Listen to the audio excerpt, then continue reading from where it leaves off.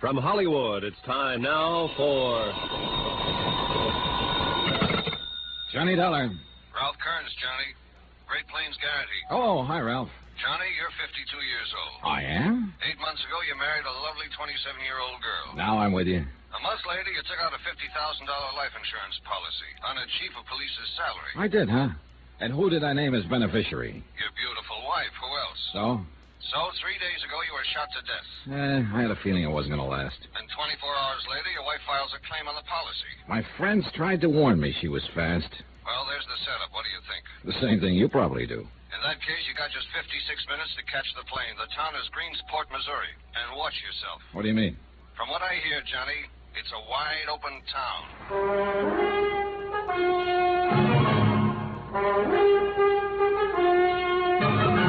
Tonight, and every weekday night, Bob Bailey in the transcribed adventures of the man with the action-packed expense account, America's fabulous freelance insurance investigator. Yours truly, Johnny Dollar.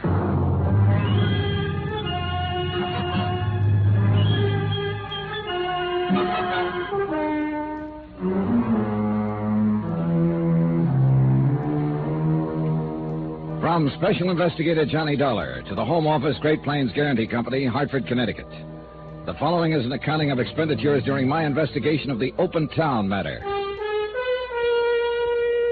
Item 1, $84.60, transportation and incidentals, Hartford to Greensport, and taxi to the Townhouse Hotel. I was hoping for a chance to shower and change, look around long enough to get my bearings, and then edge into the case gradually. But it didn't work out that way. The case was already there and waiting for me, right in the lobby of the hotel. All dressed up in a shiny black suit, squeaky black shoes, and a neater-than-neat little black bow tie. Oh, am I glad to see you, Mr. Dollar. Are you? Oh, indeed, yes, I am. I just breathed a great big sigh. Relief, you know, when I heard you tell the clerk your name. That's how I know you're you, you know. You mean there's been some doubt? But of course you'll want to know I'm me, so I'll swear I had a card in one of these pockets. Well, maybe you could just tell me who you are, Mr. Potzer, Averill P. Potzer. I ought to have a card, though, to make it more official. Oh, never mind. I believe you. I must have given them all away. Don't worry, though. I'll get some more printed and see that you have one before you leave. Well, thanks a lot, Mr. Potts. And now... wait, Mr. Dollar. You want to talk to me, of course. Will I? Yes, I'm the agent here for the Great Plains Guarantee Company. I'm the one that sold that policy to the fellow that's dead. Oh, so that's it. Of course. He wasn't dead then, you understand. Oh, I'm glad to hear it. Feeling pretty lively, as a matter of fact, what with the new young wife and all that. I imagine so. But now just... Mr. Dollar... You've got to do something about that woman. Oh? Oh, she's driving me crazy. She wants her money, she says, $50,000, and she seems to think I'm carrying it around in my pocket. She's kind of anxious, huh? I'll tell you how anxious. Chief Blake was shot about 2 in the morning, and at 3 that afternoon, Marty, that's Mrs. Blake, was down at my office after a claim form. Yeah, I understand it was sent airmail special delivery. Well, she insisted on it, made me take it straight to the post office as soon as she'd signed it. Pretty cold-blooded about it, huh? Well, I've heard Marty Blake called a lot of different things in this town at different times, but never cold-blooded. You follow me? I think I'm ahead of you. You'll know what I mean, all right, when you meet her. I can hardly wait. Man, oh man, wow.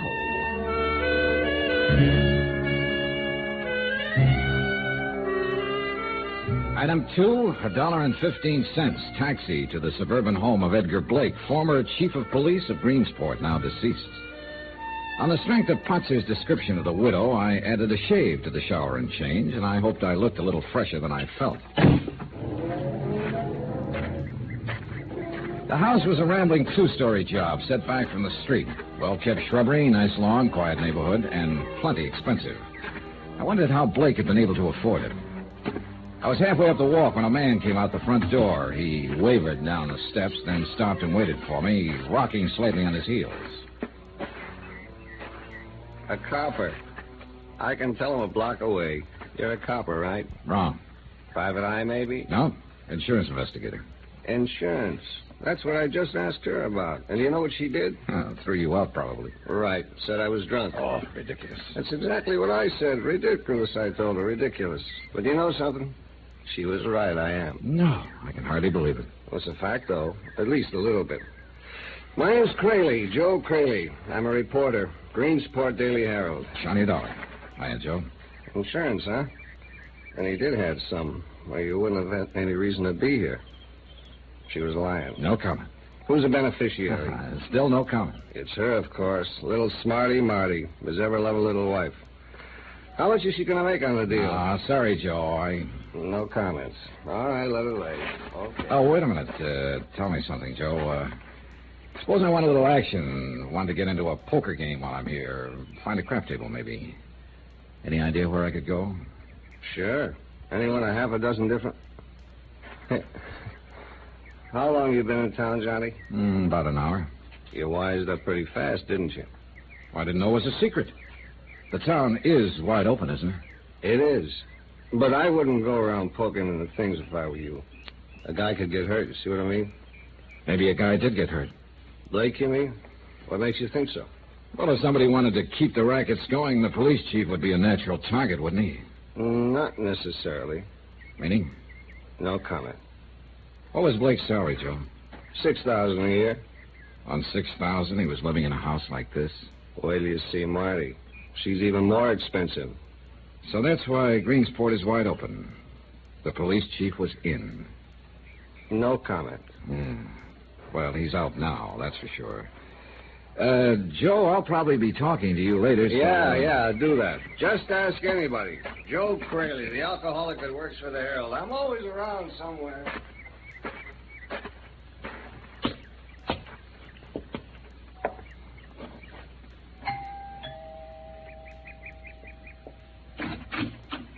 Well, how do you do? Mrs. Blake?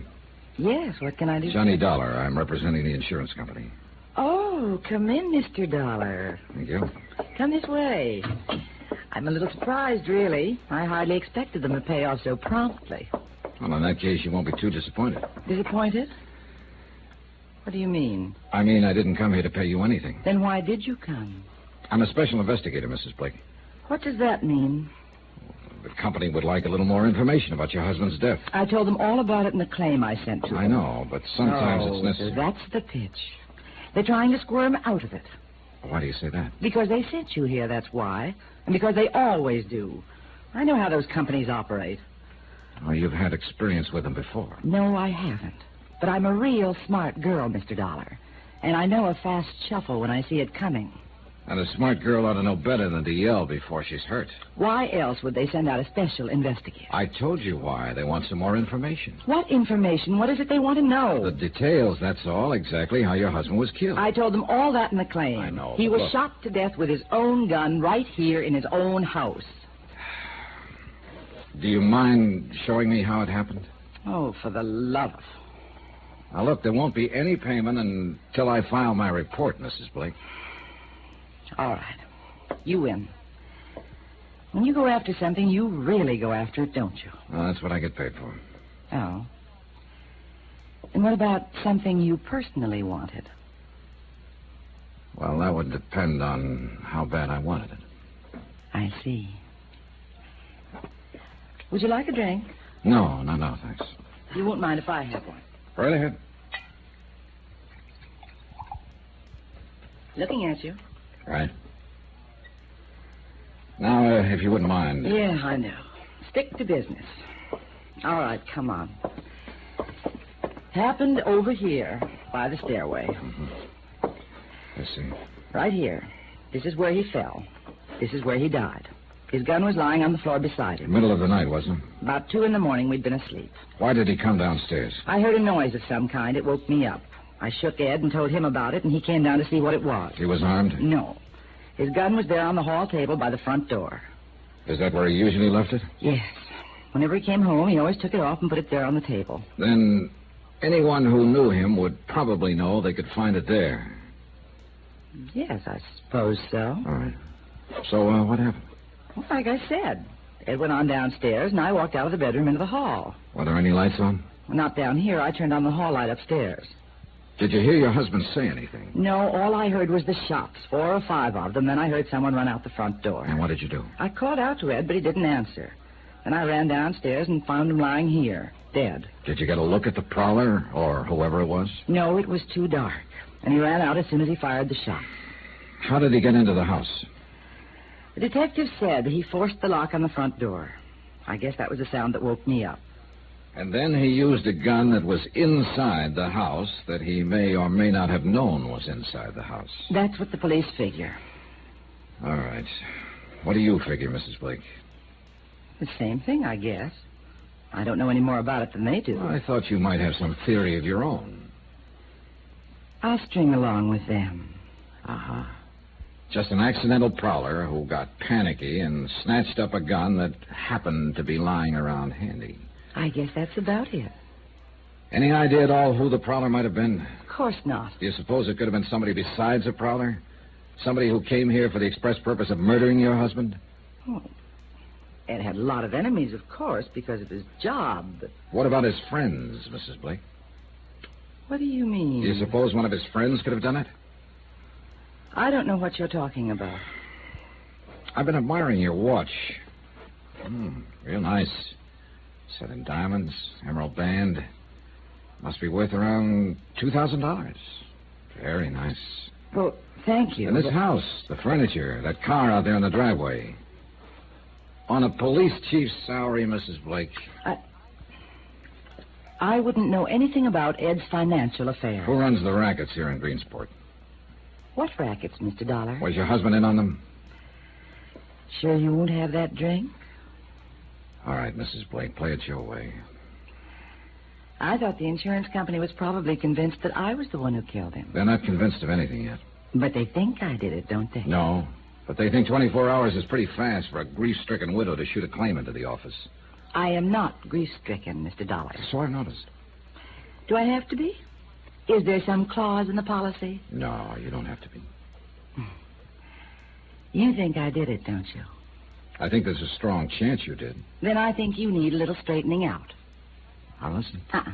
Why should I make it easy for you? Go see Dave Sherman. Talk to him. Dave Sherman? The city attorney. See what he says before you get all lathered up. See if he thinks I'm guilty. All right, I will. And then we'll talk. And if you're nice enough to me, maybe I'll even cooperate.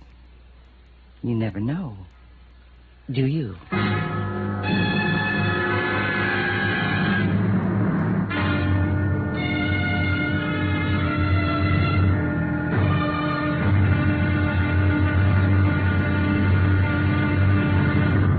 Now, here's our star to tell you about tomorrow's episode of this week's story. Before I do that, please let me say thanks to all of you who are so kind about writing and telling us how much you like Johnny Dollar. It's very gratifying encouragement to all of us who are involved in production of the program. And we appreciate your letters more than you know. As always, I'll try to answer you promptly, but sometimes the mail does pile up. In any event, thanks. Thanks very much for writing. Tomorrow, a smash in the teeth opens things up and an airtight alibi gets air-conditioned. With bullets. Join us, won't you? Yours truly, Johnny Dollar.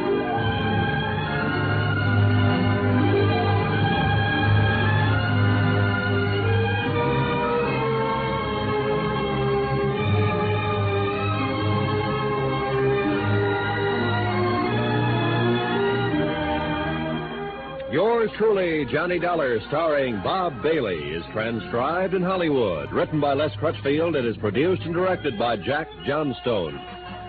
Be sure to join us tomorrow night, same time and station, for the next exciting episode of Yours truly, Johnny Dollar.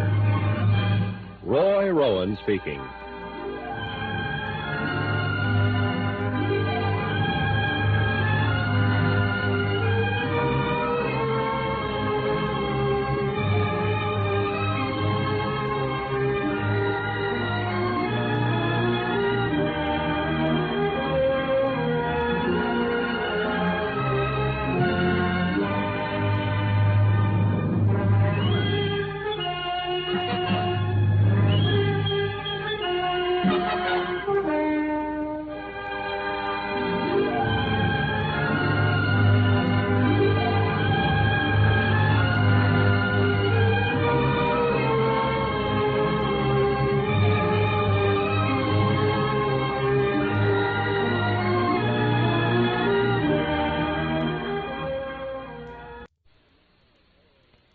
From Hollywood, it's time now for... Johnny Dollar. This is Dave Sherman, Mr. Dollar. city attorney. Oh, yes. I've been trying to reach you, Mr. Sherman. Yes, so my office tells me. It's the Ed Blake case, I suppose. That's right.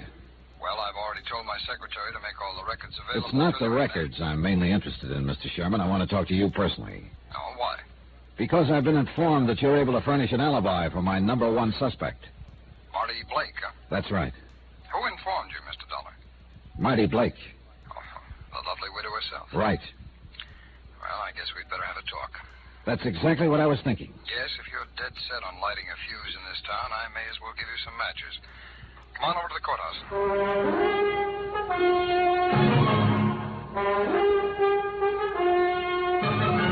Tonight, and every weekday night, Bob Bailey in the transcribed adventures of the man with the action-packed expense account, America's fabulous freelance insurance investigator. Yours truly, Johnny Dollar.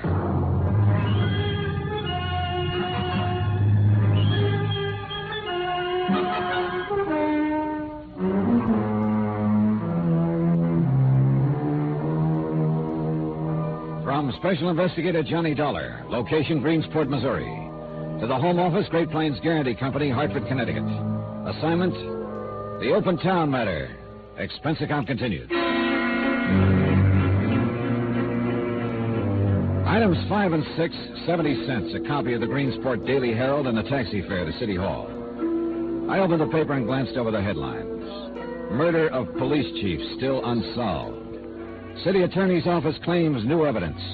Mayor Lyons demands action. I could feel for the mayor. My client stood to lose $50,000, life insurance payable to the dead police chief's widow, Marty Blake. So I wanted action, too. And I was hoping to get it from City Attorney Dave Sherman. Come in, Mr. Dollar. I'll have a seat. Thanks. Why did you get in town? Early this afternoon. And you've already met Marty Blake. Well, that figures. Yes, it does. Under the circumstances. Her husband has been killed. He carried $50,000 worth of insurance with my company. And Mrs. Blake filed her claim less than 24 hours after his death. So that's why you hot-footed it out here from Hartford, huh? Well, the company figured 24 hours was pretty fast action for a grief-stricken widow. Oh? I don't imagine Marty is grieving too much. No, she's not. She told me that herself. Marty's about 26 or 7. Ed Blake was in his 50s. Uh-huh. Money, maybe? Well, not until he met her. Then he started to make it. Fast. He had to. That's how Marty likes things. Fast. And then he married her. Well, then she married him. Oh. And now, 8 months later, she's a widow. With an insurance claim for $50,000. Well, she said she liked things fast. Oh, I know what you're thinking, Mr. Dollar, but you may as well back up and start all over. You're off on the wrong foot. Oh, how do you mean? This killing? Oh, sure. It worked out perfect for her and made to order. A man could build a pretty good case against her, especially with that 24-hour insurance claim. Yes, that would really cinch it with a jury. I pointed that out to her. Well, I figured as much. Would you mind telling me what happened? Well, her first move was to start turning on the charm.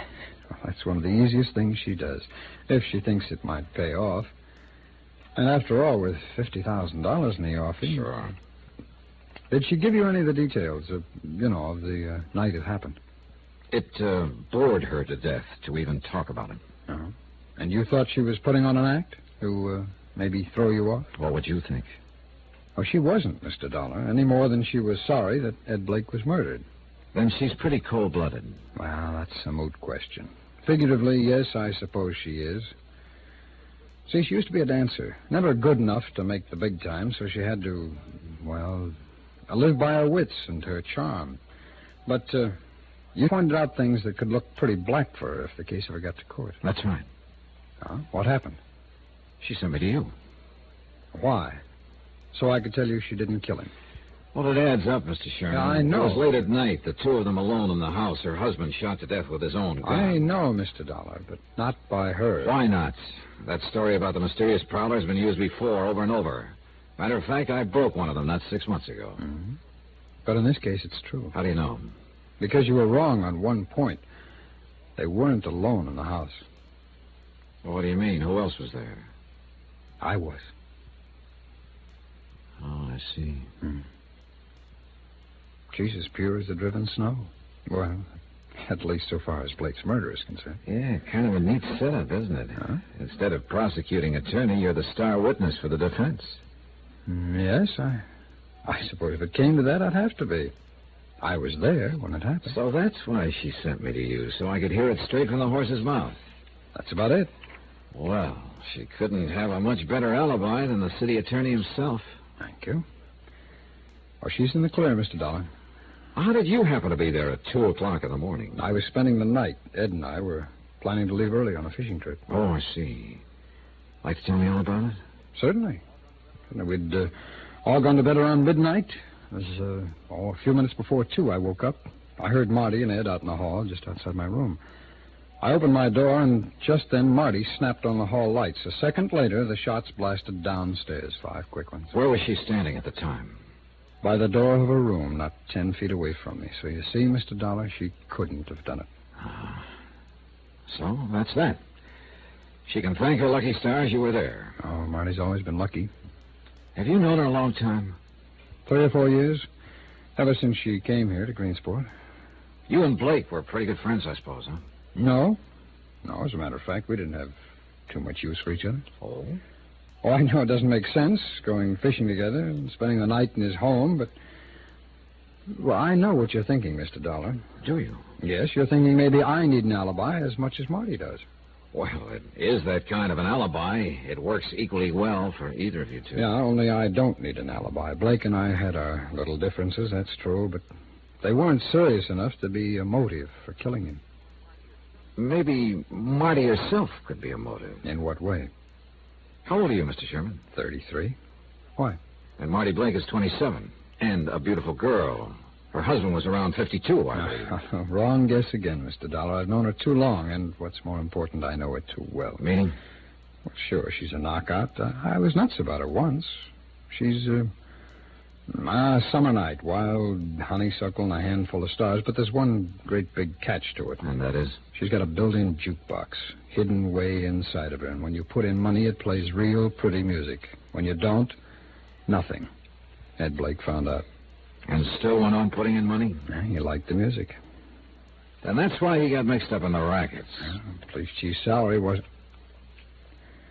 Well, Mr. Dollar, you do get around, don't you? Was Blake running them or just taking orders? Now, what makes you think there are any rackets here? Maybe it was just a guess. Oh, who told you about them? It's funny, I can't seem to remember at the moment. I just bet you can't. Suppose you answer my question, Mr. Sherman. Who's behind the rackets here in Greensport? Just a minute. Who did Blake get his orders from? Or was he the one who gave the orders? Wait a minute, Mr. Dollar. Just take it easy. Dave, I wonder if you'd mind going over that report on... Oh, sorry, I didn't know you had... No, that's all right, Will. Come on in. This is Johnny Dollar. Mr. Dollar, it's Mayor Lyons. Mr. Dollar? Mr. Dollar's an insurance investigator, Will. He's here to look into Ed Blake's death. Terrible tragedy, Mr. Dollar. We'll appreciate all the help you can give us. Well, so far, Mayor, I'm afraid that doesn't amount to very much. The only theory I had just blew up in my face. Oh? What was this theory? Well, Mr. Dollar suspected Marty Blake of the killing. Well, Dave, didn't you tell him that you... Yes, he told me, Mayor. That's when it blew up in my face. Well, at various times in the past, Mrs. Blake might have been, as one might say, a bit indiscreet. But to consider her capable of cold-blooded murder is utterly unthinkable, sir.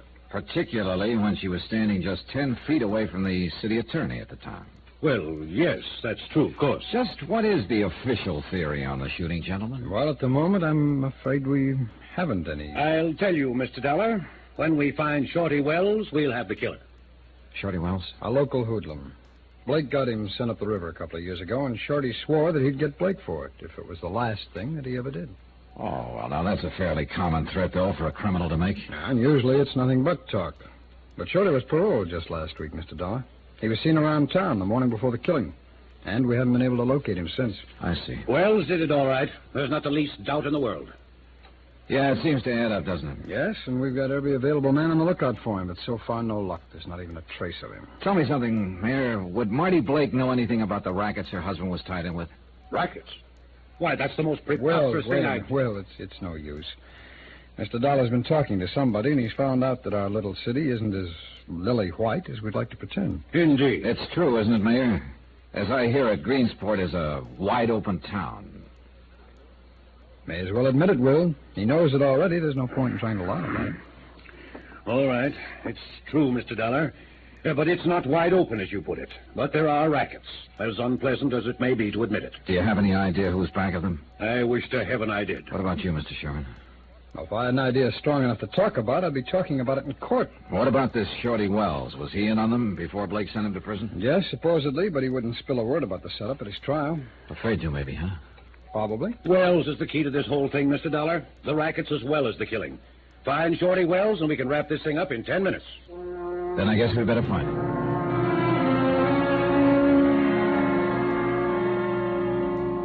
Standard theory number 2. An ex-convict with a grudge.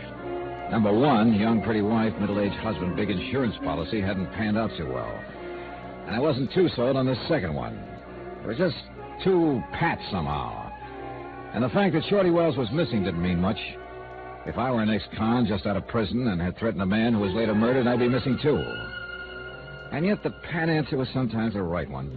The case was still like the town itself, wide open. I walked out of City Hall, started down the sidewalk toward the taxi stand. I didn't know what move to try next. Technically, of course, I was out of it. Since the beneficiary had an ironclad alibi, she'd get paid regardless of who actually did kill Blake. I didn't pay any attention to the horn the first time, but when it sounded again, I turned to look. She was parked at the curb a few yards away. Marty Blake. I've been waiting for you, Johnny. Have you? Yes. I wanted to talk to you. You didn't earlier. Well, I guess you just rubbed me the wrong way. You weren't very nice to me, you know. Sorry. You talked to Dave Sherman, I suppose. Yeah? Yep. He gives you an airtight alibi. Why didn't you tell me he was there that night when I talked with you this afternoon? I might have. If you'd been nicer to me. Oh, I see. You'd have checked it with him anyway. Yeah, I suppose I would have at that. Well, now that you know I'm not a murderess, maybe we can get to be friends, Johnny. You think so? You're still not being very nice. I am always politely respectful toward new widows, Mrs. Blake. At least until after the first week. I told you I didn't care about Ed. Who do you care about, besides yourself? Shorty Wells, by any chance? Shorty Wells? Who told you that? And you know him, huh? Of course I know him. As I used to know him. Where is he now? How should I know? What are you trying to pull if you think for 1 minute that you're... Get down. What? Are you all right, Mrs. Blake? Yes, I guess so. They're shots. Johnny, somebody was trying to kill you. How do you know it was me they were shooting at? What? Maybe they were out to kill you, Mrs. Blake.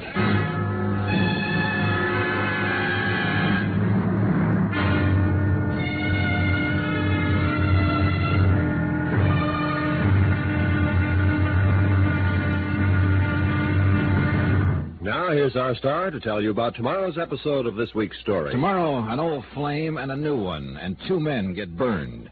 One becomes an alcoholic, the other a human torch. Join us, won't you? Yours truly, Johnny Dollar. Yours truly, Johnny Dollar, starring Bob Bailey, is transcribed in Hollywood. Written by Les Crutchfield, it is produced and directed by Jack Johnstone. Be sure to join us tomorrow night, same time and station, for the next exciting episode of Yours truly, Johnny Dollar. Roy Rowan speaking.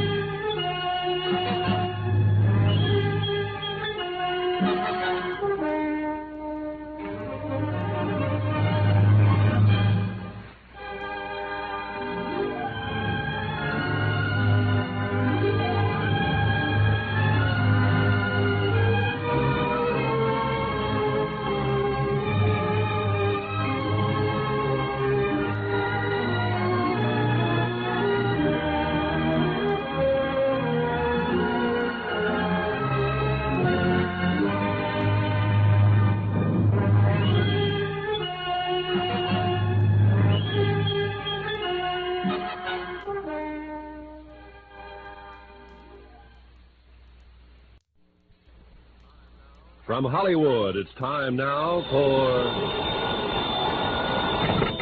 Johnny Dollar. How you making out, Johnny boy? Who is this? You disappoint me, Johnny. You ought to recognize the condition, if not the voice. Joe Crayley? Yeah, the drunken reporter on the Daily Herald. I want to talk to you. Where are you? Oh, no, you don't. Not tonight. Why not? In 10 minutes, you'd have me shooting my big mouth off. About the rackets here? And the murder of the Honorable Chief of Police, and the peculiar morals of his lovely young wife, and... Joe, listen. And last but not least, the ethical and philosophical problems of an intellectual lush, a reformed idealist who once or even twice Joe, tried... an hour ago, in front of City Hall, somebody fired 5 shots at me. Joe, are you there? Beat it, Johnny. Grab a plane, train, bus, or walk, but get out now. When they put the finger on it, sticks. Greensport, boy, is a wide open town.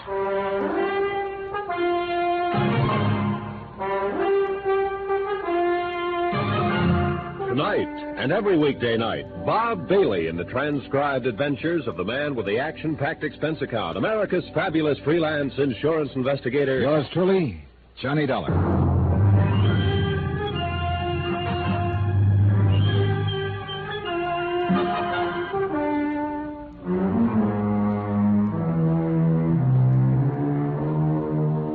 From Special Investigator Johnny Dollar, location Greensport, Missouri, to the Home Office, Great Plains Guarantee Company, Hartford, Connecticut. Assignment, the Open Town Matter. Expense account continued.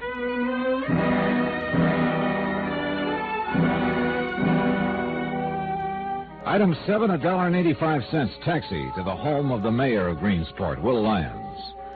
I've decided to go straight to headquarters, so to speak. Joe Crayley, professional reporter and semi-pro drunk, might have been able to help, but I didn't know where to find him. So far, I had a lot of questions, no answers. Police Chief Ed Blake had been shot to death in his own home with his own gun. His young widow, Marty, and City Attorney Dave Sherman had been present and both told the same story. Mysterious prowler. Supposedly, the prowler was Shorty Wells, an ex-convict with a grudge against the murdered chief. But Shorty was missing, and the case was at a standstill. So I went right to the top, to Mayor Lyons. Come in, Mr. Dollar. Come right in. Thanks.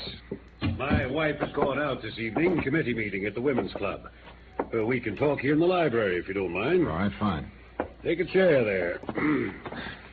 Yeah, well, Mr. Dollar, I will say it's a pleasure to see you safe and sound. Oh, you heard about the shooting, then? I heard the shots from my office.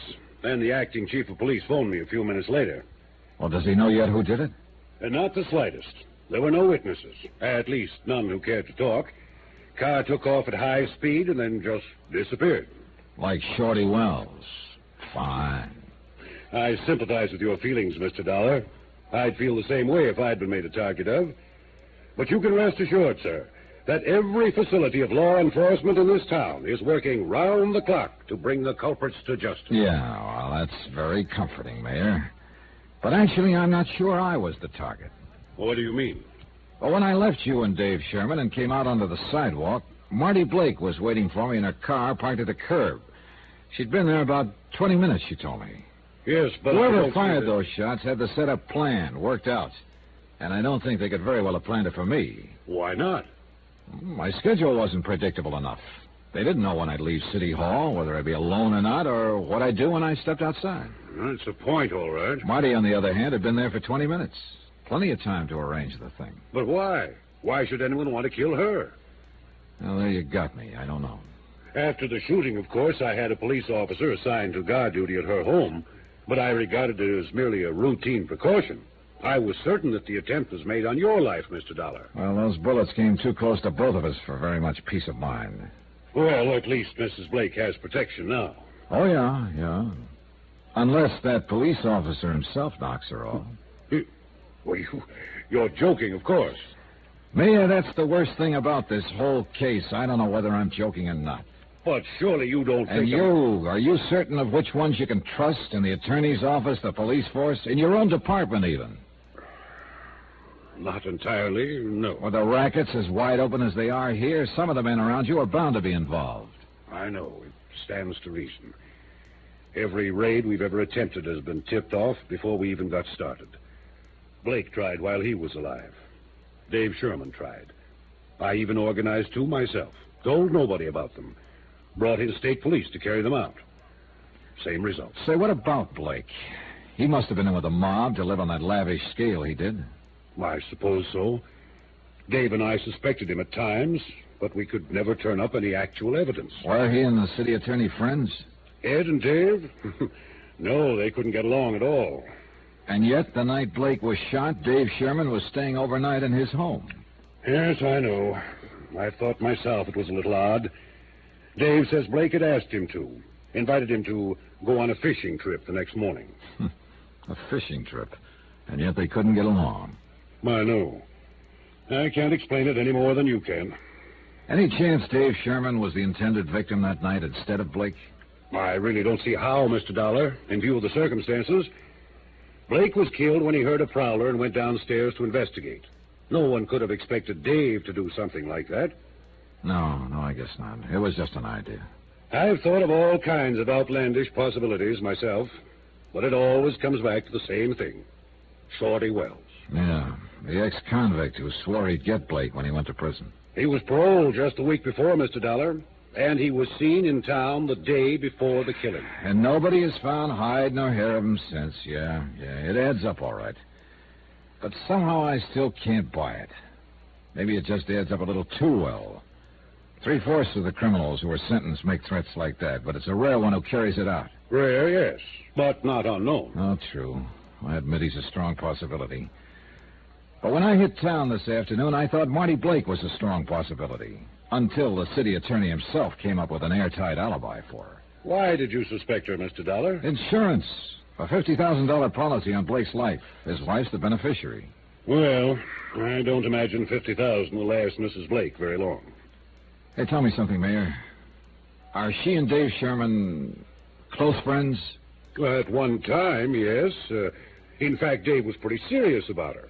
But after she married Blake last year, Dave turned against her completely. I see. I don't think he'd risk an alibi for her out of friendship, if that's what you're thinking. Oh, I don't know exactly what I'm thinking. Mostly I'm just guessing. I've been doing that 2 years now, Mr. Dollar. Guessing, figuring, trying to spot the leader behind these rackets, not knowing which officials I could trust. Mayor, is Dave Sherman one of those you can trust? I'm not sure.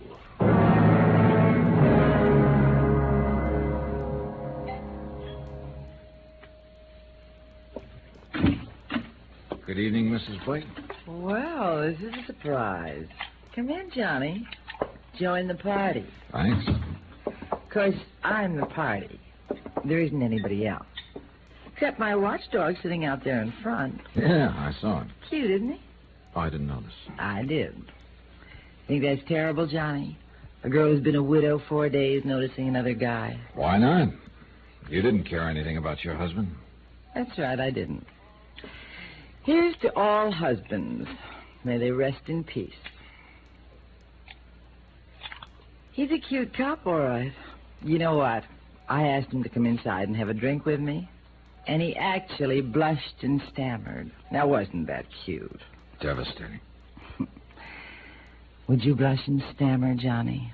No, I'd take the drink. Which I will, by the way, if you don't mind. Here. Make me another one, too. All right. What's the reason for this one-woman celebration, Mrs. Blake? I said, what's the... I heard you. And you can call me Marty if you want me to answer you. All right, Marty. Why the lonesome gal routine? Not so lonesome now, Johnny. Oh. Here's your drink. Used to getting shot at. Shot at how, Marty? Like we were this afternoon? Or like your husband? Everybody can't be lucky. Maybe Ed just didn't live right. Well, he's not living anyway now. I'll bet you know how to live, Johnny. Oh, sure. I got a system. Tell me about it. Well, the first thing I do is hook up with the rackets so I can buy my wife lots of expensive gifts. Why don't you lay off that stuff? Why don't you try being nice for a change? Oh, that's not part of my system. But I didn't kill him. You know that now. So why don't you relax and be human? Oh, the last time I relaxed around you, I caught the breeze off of 5 bullets. You're breathing, aren't you? I might not be, if they'd been after me instead of you. So you're still on that kick? Oh, it figures, Marty. I'm no threat to anybody, not yet. I don't know enough about this mess. And you're saying I do, I suppose. I think so. Now, who'd want to get you out of the way, Marty? To keep you from talking, maybe. Don't you ever give up. All right, tell me this. Did Dave Sherman really see that shooting? Or is he just giving you an alibi? Why don't you ask him? Or is he giving himself an alibi by any chance? You're crazy. Maybe. Where's Shorty Wells? What? I said, where is Shorty? I heard what you said. Well, then suppose you tell me. Get out. What are you so upset about? Get out of here right this minute. Get out, or so help me up. Take it easy, Marty. What's that cute cop going to think? I don't care what anybody thinks. You get out of here and get out fast.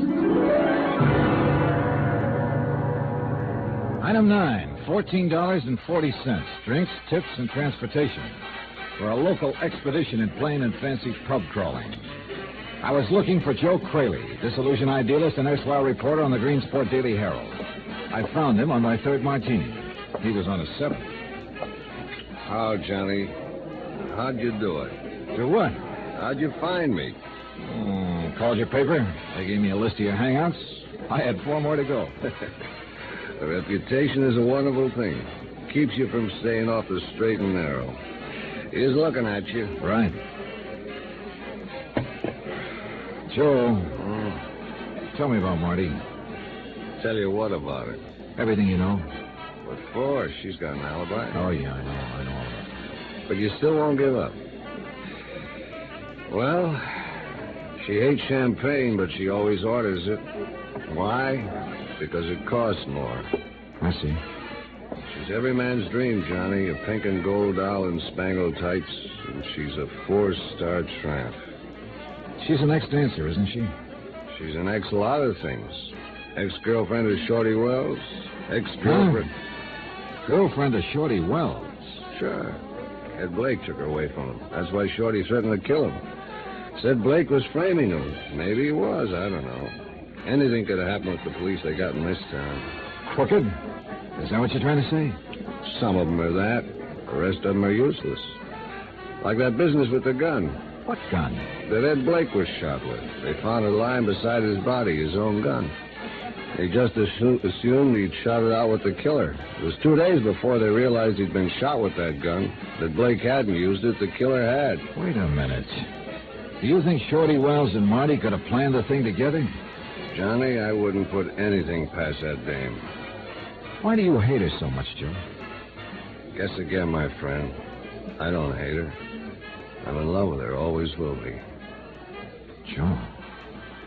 Yeah, before she met Shorty Wells, she used to be my girl. Gives you something to think about, doesn't it, Johnny?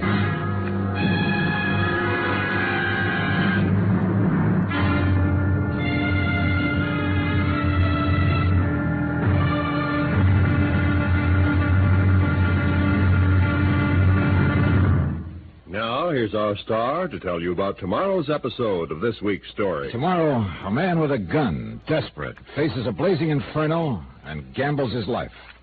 Join us, won't you? Yours truly, Johnny Dollar.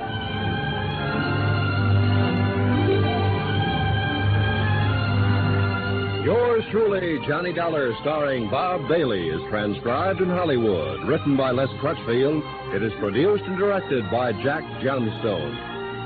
Be sure to join us tomorrow night, same time and station, for the next exciting episode of Yours truly, Johnny Dollar.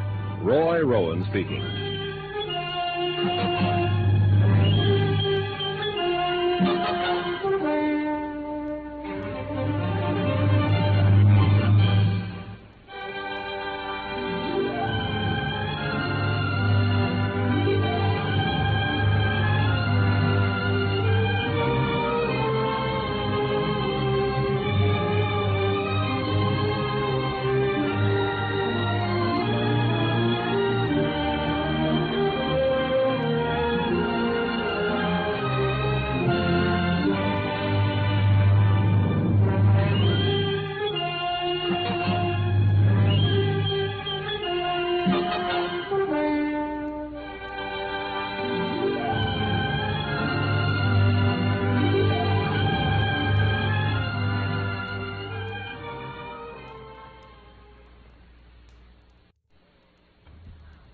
From Hollywood, it's time now for... Johnny Dollar. Hello? Hello. Johnny? Yeah, who's calling? Hello. Hang on a second, Johnny. Look, what the devil... Is that you, Joe? Joe. Sorry to keep you waiting, Johnny. I was trying to get all the dope on another phone. What dope? And how did you sober up so fast? There's a big story breaking, boy, and lush or not, I'm still a reporter. Then go somewhere and report. I'm going to bed. You want to bet? Now, look, Joe. Nobody sleeps in Greensport, Johnny. It's a wide-open town. Rackets, shootings, a murdered police chief with a lovely widow. Sure, fine. So what's the big story? A fire, boy. House burning down. Flames 50 feet high. 3 alarms. Put your clothes on and let's get going. You get going. The only big story I'll be interested in is when Marty Blake is charged with murder. Johnny, that's where the fire is. At Marty Blake's.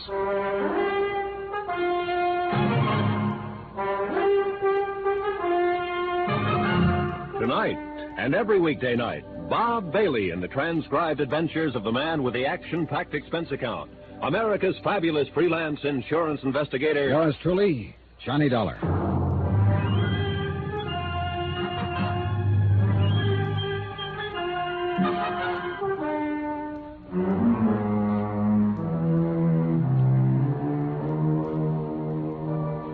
From Special Investigator Johnny Dollar, location Greensport, Missouri. To the Home Office, Great Plains Guarantee Company, Hartford, Connecticut. Assignment, the Open Town Matter. Expense account continued. Item 10, $1.50 for a breakneck taxi ride to Marty Blake's home. Its location marked against the night sky by a pillar of flame visible for a mile. The fire didn't make sense, so it fit in nicely with the rest of the case. None of it made sense. Police Chief Ed Blake, Marty's middle-aged husband of 8 months, had been shot to death in his own home with his own gun. And less than 24 hours later, Marty had filed claim on his $50,000 life insurance policy. She didn't love him and admitted it. Good case. Except for one thing. The city attorney himself was present at the time of the shooting and backed up Marty's story of a mysterious prowler, supposedly ex-convict Shorty Wells. But Shorty was missing, and the whole thing was just a little too convenient, too pat. Especially in a wide-open town.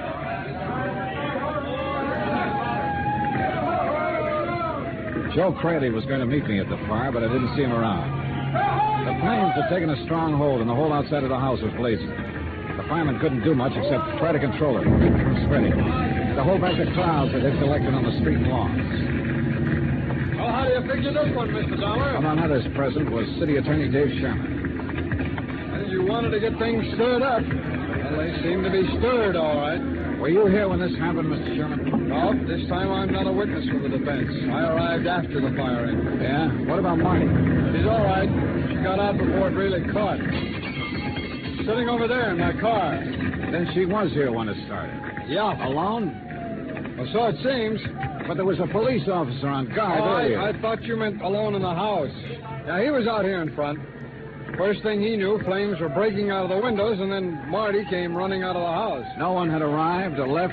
Well, not that he saw. Well, you're still trying to tag her, huh? Oh, I'm trying to tag whoever is guilty. She figures, that's all. Not on the shooting. No. Oh, not with the alibi you've given her. Mr. Dollar, look. She was standing 10 feet away from me in the second-floor hall when Ed Blake was shot to death in the dark downstairs. Now, that is not an alibi. It is a fact. Oh, yeah, sure, I know. Unless, of course, I'm lying. All right, are you? Why? For old time's sake, maybe. You were in love with her once, Mr. Sherman. Oh, I could name 24 guys around this town who were. Once. Yeah. Shorty Wells, for instance. That's right. That's why Shorty threatened to kill Blake when Blake sent him to prison. He claimed he was being framed out of the way to give Blake a clear field. Go on. Well, Shorty's a hoodlum. He was guilty as charged, all right. But Blake was in on the rackets, wasn't he? Well, it would seem that way. Then there's also Joe Crayley. Marty was his girl at one time, wasn't she? Yeah, that's when he started drinking, when she threw him over. Why did she throw him over? For the usual reason. Somebody knew. Who? Well, me, I thought. Took me 3 months to find out that I was running interference for Shorty Wells. All right, so Joe Crayley took the drink. What did you take to, Mr. Sherman? Law enforcement. I set out to break the rackets in this town and get rid of hoodlums like Shorty Wells and all the rest of them. Yeah, but the rackets are still here. And I'm still trying, Dollar. Now, look, I want to get one thing very straight. What? Ed Blake's killing. It happened just exactly the way I told you. That story is true. Marty didn't do it. Maybe not. But she's in it some way. She's bound to be. Well, that's something I wouldn't know. Everywhere you turn in this case, you keep hearing about Marty Blake. Marty Blake. She's the one link that ties everything together. Well, maybe. That fire there. What's the story on that? Well, why don't you ask her? I left him standing there, staring into the fire. Staring into his own past, maybe. I didn't know. To me, it was still a puzzle, a question mark. And I didn't have the answer to him. Not much else, in fact. If he was telling the truth, Marty Blake couldn't have killed her husband. And so far, at least, there was nothing to show he was lying. I pushed on through the crowd of spectators, the thrill seekers, the morbidly curious, followers of fire engines, and walked toward Sherman's car. Marty was sitting there alone, subdued for once and quiet. And she looked scared. Hello, Johnny. Get in and sit with me. All right.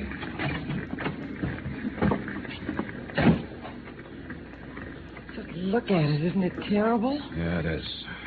It'd be worse if you were in it. Well, I was when it started. Just how did it start? I don't know. I think you were right, Johnny, about that shooting in front of the city hall. Oh? I think it was me they were after, not you. Now they've tried again. Possible. There's no other reason for burning down my home. Who do you mean by they, Marty? Who? I don't know. Whoever killed Ed, I guess. If you know, you'd better tell me while you still can. If somebody is out to get you, if that's what's behind all this, then they obviously mean business. I don't know, Johnny. I told you that. Well, how about a guess, then? Oh, maybe Shorty Wells. I don't know. Why? Why? The man he threatened is already dead. Why would he go after you? Maybe to get even. He told me he hated me when I broke off with him. It's just the kind of thing he'd think of doing. Or didn't you know he was in love with me once? Oh, I know. I'm asking you, how did the fire start? I don't know, really. After you left this evening, I lay down on the sofa. I've been drinking, as you know, and I guess I just, went to sleep anyway. No one else had been there after I left? No. Anyway, I woke up with smoke all around and flames and all. It was terrible, Johnny. I was just lucky I got out alive. You always were lucky, Marty. Joe, what are you doing here? How about it, Johnny? Are you glad I phoned or not? Oh, yeah, sure. Wouldn't have missed it for a million. Has she confessed yet? We can run a new headline on the extra if she has. I can do without any remarks from you, Joe. Sure you can, baby. You're doing fine, just as you are. Get away from here and leave me alone. Can't do it, baby. I'm assigned to cover the fire. Got to get all the angles. Human interest. That's you, baby. You are human, aren't you? You stupid fool. Financial angles, too. Got one there you might be interested in, Johnny. Did you know the house is heavily insured against fire? Yes, I know, Joe. I checked through the company report before I left the hotel. Oh, what of it? What if it is? Most houses are insured against fire, aren't they? Sure they are, especially by prudent people like you. People who think of everything. Oh, take it easy, Joe. Get him away from here, Johnny. Only you didn't think of everything, baby. What? It's too bad your car wasn't in the garage instead of sitting out in the driveway. Then all your assets would have been converted into cash. Nice, green, bloody cash. Get away from here. Get away and leave me alone. Why, baby? You can afford me now. You couldn't a couple of years ago. That's why you're tied up with all the other... What the devil? It came from the house. Well, there couldn't be... Ammunition, maybe. Yeah, your husband must have kept boxes of cartridges around the house. Look, there by the cellar door. Somebody's staggering up out of the basement. Johnny, look. He's got a gun in his hand. It can't be. He's fallen down on the ground. Come on, Joe. Oh, man. When the dam breaks, everything goes. How could anybody come out of that thing alive? We Greensporters are tough cookies, Johnny. Lucky, apparently. He's passed out cold. Another minute and he wouldn't have made it. His clothes are smoldering there. Yeah. Let's turn him over and get that coat off. Right. Easy now. All right. Oh, good Lord. What's the matter? This is the boy everybody in town has been looking for. Shorty Wells. Room 604. Greensport City Hospital. Time, midnight. The time when the pulse of living starts to slow down. The beginning of the quiet time, when the city sleeps and the nurses and interns walk even more softly. When a ticking clock becomes a drumbeat in the ears of restless patients. The time of crises, when battles for life are fought in silence. and won or lost. A battle like that was being fought in 604, witnessed at the moment by myself and City Attorney Dave Sherman.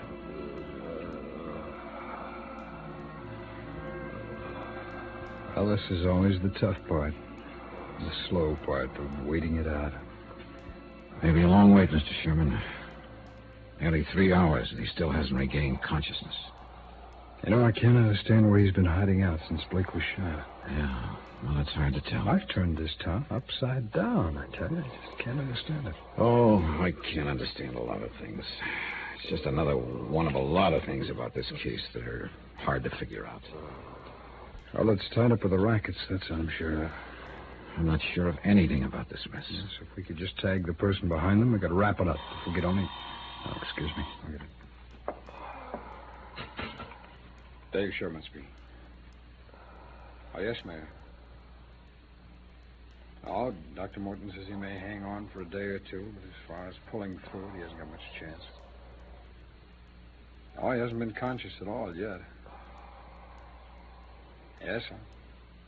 Yes, I'll keep in touch. I'll let you know the minute there's an... All right, Mayor. Good night. Mayor Lyons, huh? Yeah. He's a real fuss budget sometimes. He ought to go to bed. Wait a second. Hey, he's trying to talk. Oh.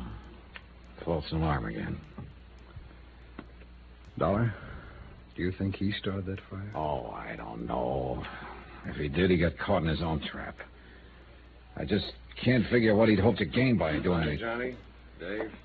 Hi. So you've been able to talk yet? Not yet, Joe.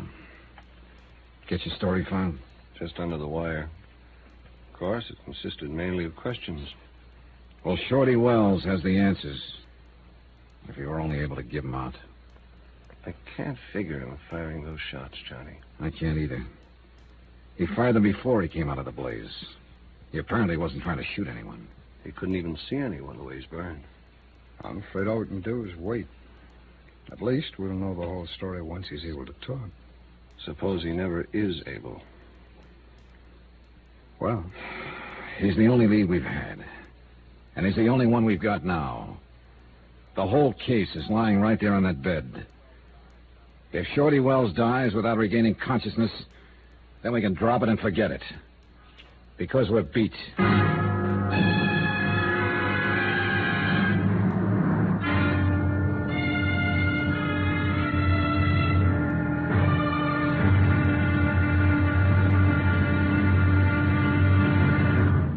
Now, here's our star to tell you about the final episode of this week's story. Tomorrow, death strikes again, lashes out violently, and mistakes its target.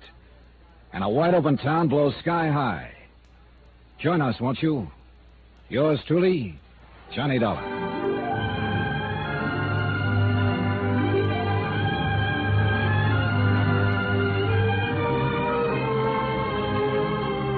Yours truly, Johnny Dollar, starring Bob Bailey, is transcribed in Hollywood. Written by Les Crutchfield, it is produced and directed by Jack Johnstone.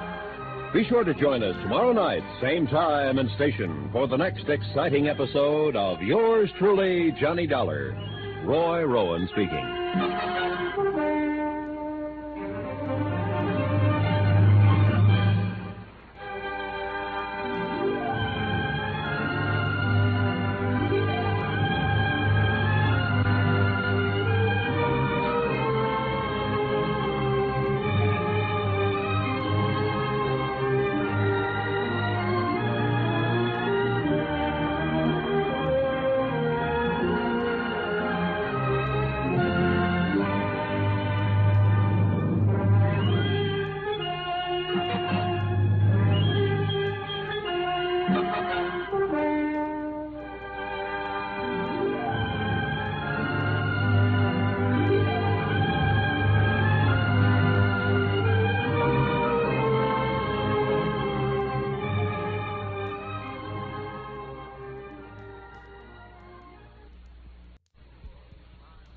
From Hollywood, it's time now for... Johnny Dollar. It's me, Johnny. Marty? Yeah, how is he? How about the same? Dr. Morton just gave him another transfusion. Has he been able to say anything yet? He hasn't even been conscious. Why, Marty? Well, who's there with you? Joe Crayley and the city attorney. Look, Johnny, I've got to talk to you right away. All right, go ahead and talk. No, not on the phone. All right, it's room 604, City Hospital. Come on over. Not with them there. Why don't you come meet me? Because Shorty Wells is the key to this whole case. If he's able to talk before he dies, I want to be here to listen. Suppose I tell you I'm ready to talk, Johnny. Are you telling me? I'm in an all-night lunchroom right across the street from the hospital. Can you come over here? All right, Marty. I'll gamble with you. Be there in 5 minutes.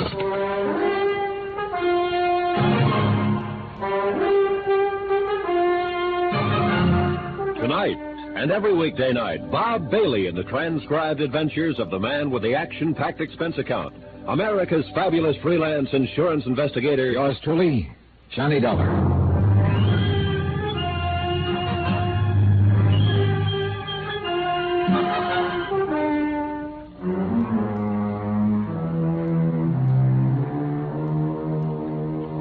From Special Investigator Johnny Dollar, location Greensport, Missouri, to the Home Office Great Plains Guarantee Company, Hartford, Connecticut. Assignment, the Open Town Matter. Expense account, final page. I hung up the phone more puzzled than ever, and heaven knows the case had been puzzling from the start. Marty Blake, young widow of the murdered police chief, had been completely uncooperative and unwilling to talk. And now she was reversing her field. Why? Her house had burned to the ground earlier in the evening, and Shorty Wells, number 1 on the city attorney's wanted for murder list, had been found trapped in the flames. Maybe this had something to do with Marty's phone call. She'd been my number 1 suspect at first, since she stood to collect $50,000 as beneficiary of her husband's life insurance. But then the city attorney himself, Dave Sherman, had provided her with an airtight alibi, and I'd reluctantly let her off the hook. Now this. I didn't know what she was up to, and I couldn't afford not to find out. Something up, Dollar? Well, that was Marty Blake, Mr. Sherman. She's in a lunchroom across the street. She wants to see me. Oh, what about? She didn't say. Well, go ahead and talk to her if you want to, Johnny. I'll call you if Shorty starts to regain consciousness. All right, thanks, Joe. I'm sticking right here myself. This one I'm going to follow personally. Well, if you really want to break the rackets in this town, your answer is lying right there in that bed, Shorty Wells. I think you're right, if he's ever able to talk. And if your police laddies don't fall over their own feet again, the way they did on that gun business when Ed Blake was shot. That mistake was partly justified, Joe. With the chief's own gun that was lying beside his body, it was natural to assume that he'd exchanged shots with the prowler. Yeah, but 2 days to realize he'd been shot with his own gun. All right. They fouled up, I admit it. And the ones who aren't stupid are crooked. Every raid you try to pull has been tipped off. I know it. Even when Mayor Lyons brought in state police, the whole plan was tipped. Which you took great pleasure in pointing out in your news All story. right, And you guys, look now. I'll leave you two to settle this. Stick on this guy like a leech. And if he shows any sign of coming to and talking, let me know right away, will you? Yeah, we'll call you. Yeah. I'll see you later.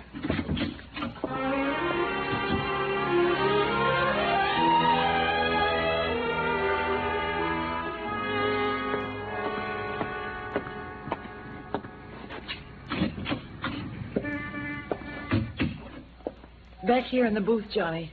Right. Well, what's on your mind, Marty? Sit down, Johnny. Here, come on. Why not? Well? The waiter's in back if you'd like some coffee or something. No, thanks. Okay, now what is it? What is what? You had to talk to me right away. How I talk? Johnny, I'm not too hard to take, am I? No, you're a pink and gold doll. Wild honeysuckle and a handful of stars. At least that's what a couple of guys said today. I don't care what a couple of guys said. What do you say, Johnny?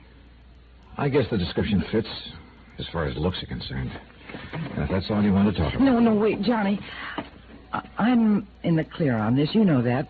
The night my husband was killed, I've got an alibi nobody could shake, right? Well, I'm pretty well convinced you didn't pull the trigger, if that's what you mean. And you could convince the insurance company, too, couldn't you? If you would. Oh, yeah. Yeah, they'd go pretty much on my reports. But I don't Why see... don't we get this settled and over with? Why don't you be nice, Johnny, and turn in a real good report? Oh, so that's the pitch. Well, it's not a pitch. I didn't do it, so why can't you tell them so? Why don't we get some more answers first to a lot of questions? Explain a few odd angles, maybe. Like what? Like the fact that you heard the noise and woke up, that you sent your husband downstairs, that you turned on the light behind him and made him a perfect target for whoever held the gun. Johnny, like the fact that you filed your insurance claim less than 24 hours after your husband was killed. Suppose we hear what Shorty Wells has to say before I make any report. What if Shorty dies without talking? Well, in that case, I guess you will be in the clear. Because right now, he's the only lead I've got. Now, if you'll excuse me. Johnny, make that report. Make it now. Sorry. I'll give you $10,000 out of the insurance. Oh, you are anxious, aren't you? I just want to get it settled. Sit down, Johnny, and let's talk Johnny. about it. Yeah, Joe, what is it? Fireman I know just came by the hospital, Johnny. They found out why Shorty fired those shots just before he ran out of the blazing house. Why? That cellar door was padlocked on the outside. He had to shoot the lock off to get out. Then he probably didn't set the fire after all. Not if he was locked in the basement. What about that, Marty? Was he the one who was supposed to die in the fire? If he was hiding out in my cellar, I didn't know anything about it. Just another one of those odd angles, huh? Oh, stop it. Johnny, by the way, what you want to see me about? See about, what do you mean? Well, yeah, the nurse said you phoned the hospital. Said you wanted me to meet you here. You mean you didn't? Come on, Joe, let's get back there.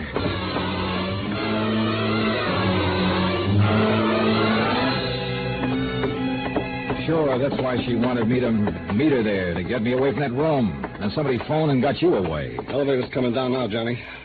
Shorty's the one big threat to whoever's guilty. They know that if he talks, they're tagged. You get up to his room before... I thought... Mr. Sherman, leaving? Well, yes, somebody phoned. It's the mayor. He wants me to meet him across the street. Anybody up there with Shorty Wells? Well, the doctor will be back in a few moments. Come on, Sherman, back into the... Wait a minute! Look, I've got to meet Mayor Start it up, Lyons. Joe. Start it up. Sixth floor, number 6. May I ask what's going on here? I haven't got time to go back upstairs. I I'm told afraid you... you'll have to take time, Mr. Sherman. It was all right to leave, Dollar. Shorty wasn't showing any signs of coming to. Did you make sure of that? Did I... Look, Dollar, I don't get what you're driving. All right. Come on now, let's go. Would somebody please let me in on this? Let's take a look at Shorty first, Mr. Sherman. Johnny, what happened to that cop who was on duty? Well, he was here in the hall when I left just a moment ago. Oh, you gotta walk down to... Did you leave that door ajar, Mr. Sherman? Why, no, of course not. Come on. Wait. But quietly. What the devil? Are we interrupting something, Mayor Lyons? What's he doing with that pillow? Nothing. I wasn't doing a thing. You were holding it down over Shorty's face. Get out of the way. I think you were Shorty's dead. You smothered him with that pillow. Oh, no, he was dead when I came in. I was just moving the pillow, Dave. Did you have to get us all out of this room and then send the police guard away just to move a pillow? Mr. Dollar, are you suggesting... Well, that I I'm might- suggesting it for one. Dollar, I've been sure for months that Mayor Lyons was back of the rackets here, but I didn't have any way of proving it. Until now, perhaps. Until now, Mayor. Very well, don't move, any of you. Oh, now, wait a minute. That gun isn't really your answer, Mayor. There are 3 of us, you know. You can't get us all. Stay back, Dollar. Tell me something. Why did you have Ed Blake killed? Wasn't he one of your own boys? I can tell you why, now. Ed Blake was going to pull out of the rackets, Dollar, and spill the whole setup to me. That was the reason for that fishing trip. Then it must have been Marty who tipped off Mayor Lyons. Sure, it figures. She loved that racket money that Ed was bringing home, and Shorty Wells was in town with a grudge against Ed already. Well, it was real convenient for you, wasn't it, Mayor? As a matter of fact, Dave, it was very convenient. Then Shorty hid out in the cellar of Marty's house until she decided things would be less complicated if she locked the cellar door and burned the house down. Marty was a weak link, you might say. Stay back, Dave. Oh, you better give me the gun now, Mayor. No, get back. Do what he says, Mayor. You haven't a chance. I'm warning you, Dollar, if you try... Yeah, I hear you. But I doubt if you can... Let go of it, Mayor. Drop that gun. Let go of it. No. Thanks. Now I Look out, he's getting away. Watch the door. You'll never stop me. Look out, that window. He's trapped.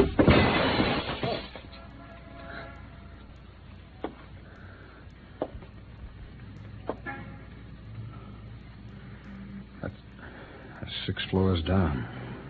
Yeah. Well, he got out of being prosecuted. As a matter of fact, there's nobody left to prosecute. You want a bet?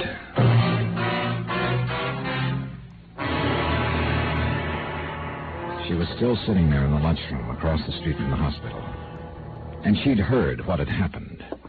I knew it the second Dave and I walked in, from the half-smile of triumph on her face, and from the way she greeted me. Too bad, Johnny. You should have taken my offer because I don't need your help now. Your company is going to have to pay off. I'm really in the clear now. You are, huh? And poor Dave, with nobody left to prosecute. He still has you, Marty. Accomplice to your husband's murder. Johnny. Shorty died without talking. Mayor Lyons is dead. No witnesses, no case. Sorry, Marty. There is a witness. Oh? Who? You. What are you talking about? What's that paper? Well, you intended it to be an insurance claim. But actually, it's more of a confession. Signed and witnessed. What? You were over-anxious, Marty. And you filled it out in complete detail. It says, "We found my husband's body at the foot of the stairs. That's right. That he'd been shot and killed with his own gun." Well, it's true, isn't it? That's what happened. Yeah. But this claim was in the main office of the insurance company less than 24 hours after your husband was killed. The police didn't find out he'd been shot with his own gun until 2 days later. Real neat confession, huh, Marty?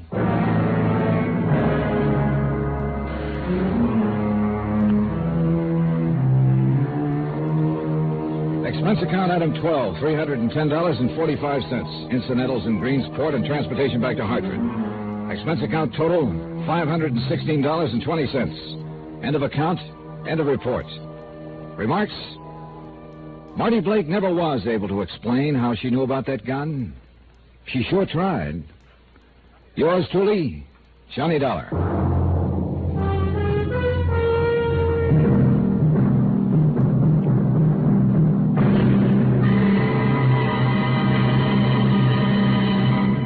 Now, here's our star to tell you about next week's story.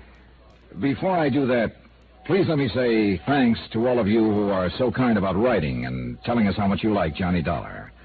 It's a very gratifying experience. It's encouragement to all of us who are involved in production of the program, and, well, we appreciate your letters more than you know.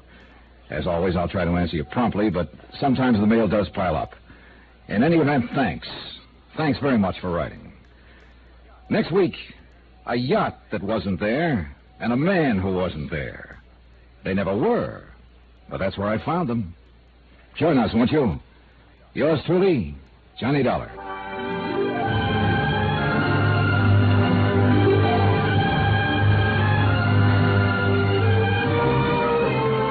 Yours truly, Johnny Dollar, starring Bob Bailey, is transcribed in Hollywood. It is written by Les Crutchfield and produced and directed by Jack Johnstone. Heard in this week's cast were Gene Tatum, Paul Dubov, Joseph Kearns, Stacey Harris, and Russell Thorson. Musical supervision by Amerigo Marino. Be sure to join us on Monday night, same time and station, for another exciting story of Yours truly, Johnny Dollar. Roy Rowan speaking.